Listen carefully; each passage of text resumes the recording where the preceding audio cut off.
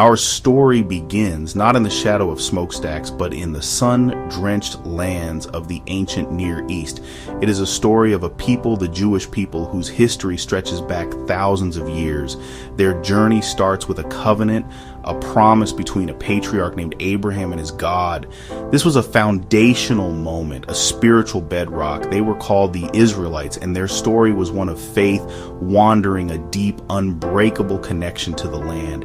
Israel, their early history, prophets, kings, triumphs, and tribulations. They built kingdoms and a temple. David, Solomon, a golden era.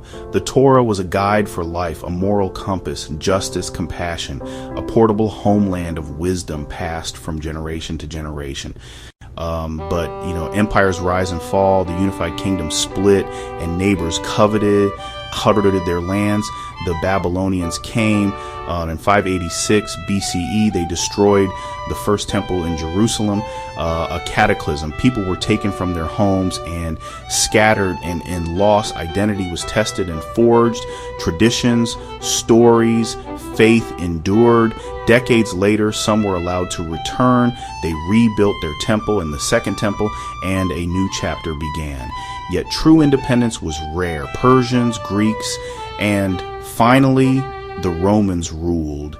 Each empire brought new cultures, laws, and challenges, and sometimes resisted, sometimes adapted. Always a unique identity survived across the corridors of time.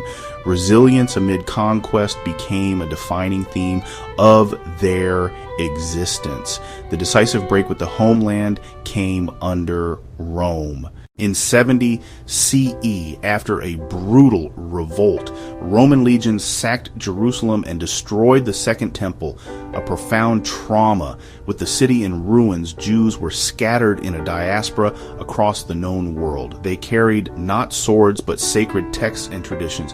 They built synagogues and places of worship, learning, and community life. Schools taught Hebrew, the Torah, and the vast Talmud. Literacy became a hallmark. Communities stretched from Spain to Poland, Italy to Germany, linked by shared heritage. At times, like Moorish Spain, Jewish life flourished, enriching science, arts, and economy. Elsewhere, as Europe grew staunchly Christian, difference marked them as outsiders. Special taxes, bans on land, and guilds pushed Jews in moneylending by en saxar on Jews resentment grew, where, say, designated quarters hardened into ghettos, when safety could vanish in an instant through violence or expulsion. The Enlightenment promised reason, rights, and citizenship. Western Europe granted legal equality. Emancipation sparked remarkable contributions in science, arts, literature, and industry. Success provoked backlash. A new hatred took shape. Antisemitism, recast as race theory, falsely labeled Jews as a separate, inferior, malevolent race. Poisonous lies, dual loyalty, world control spread through forged texts like the Protocols. In an anxious, changing Europe, demagogues scapegoated Jews for capitalism, communism, crises, instability.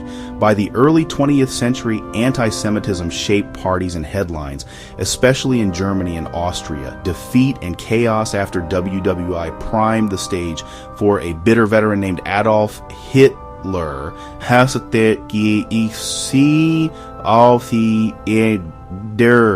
And for catastrophe. An audience hungry for simple answers embraced his rage. In 1933, a dark shadow fell over Germany. Hitler and the Nazi Party came to power, built on racial anti-Semitism. Jews were cast as a corrupting enemy to be removed. A methodical campaign to isolate, impoverish, and terrorize began. Rights were stripped away, one by one.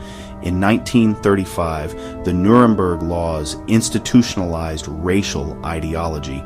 German Jews became stateless, mixed marriages forbidden, Kristallnacht, synagogues burned, shops smashed, Jews beaten in the streets, about 100 murdered, 30,000 men sent to camps, a shattered society. Many sought escape, but doors closed. The world mostly looked away. Emboldened, the Nazis were only beginning their horrific plan. World War II began in September 1939 with the invasion of Poland. Over 3 million Jews lived in Poland. Persecution spread and intensified. Ghettos were created, like Warsaw held nearly 500,000 in 1 square mile. Starvation and disease ran rampant. People died daily from hunger, cold, and sickness. Even here, the human spirit flickered, learning, prayer, newspapers in secret. In January 1942, officials coordinated the final solution, systematic, industrialized mass murder. Ghettos were liquidated. Jews rounded up from Poland, France, the Netherlands, Hungary, Greece.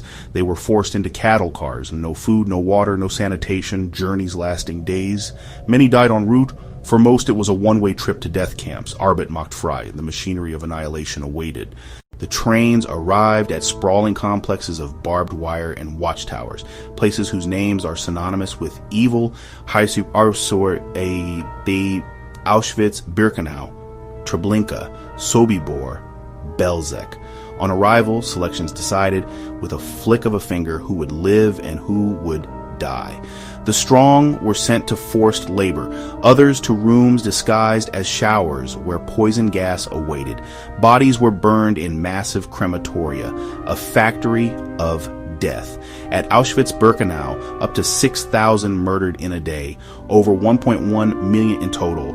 Names became numbers, heads shaved, striped uniforms issued, barracks overcrowded, starvation, disease, exhaustion, and the sadism of guards defined each day. Survivor Elie Wiesel wrote of family lost, faith shattered, humanity tested. One asked, "Where is God now?" and answered, "Here he is, hanging on this gallows." Even in despair, extraordinary courage emerged. Jews resisted with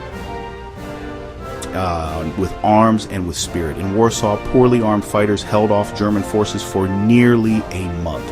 Commander Mordecai Anielewicz wrote, "The dream of my life has risen to become fact. Jewish armed resistance and revenge are facts." There were uprisings in other ghettos and at camps like Treblinka and Sobibor. Emanuel Ringelblum led the Oynegschabes archive, diaries, essays, German orders, buried in milk cans and metal boxes. Rabbis taught, musicians composed, people kept Sabbath and fasted, affirmations of life. Thousands joined partisans, cutting lines, derailing trains, waging guerrilla war.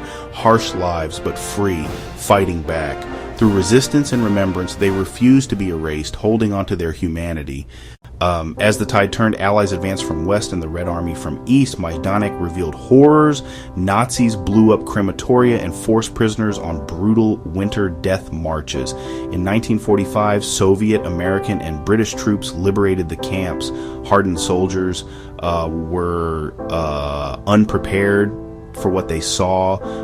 Many survivors perished even after freedom. The world could no longer claim ignorance. The Holocaust named an unprecedented crime. 6 million Jews, and including 1.5 million children, 1/3 of world Jewry. World Jewry were murdered. Survivors rebuilt in DP camps, searching for kin, marrying, teaching, publishing. Nuremberg pursued justice. The world vowed never again. In 1948, Israel was declared. Many survivors settled there or in the U.S., Canada, Australia, and beyond. 80 years after liberation, survivors dwindle. We must keep their memory. The Jewish story, ancient faith, tragic loss, incredible resilience, is a lesson for humanity. Listen, learn, and never forget.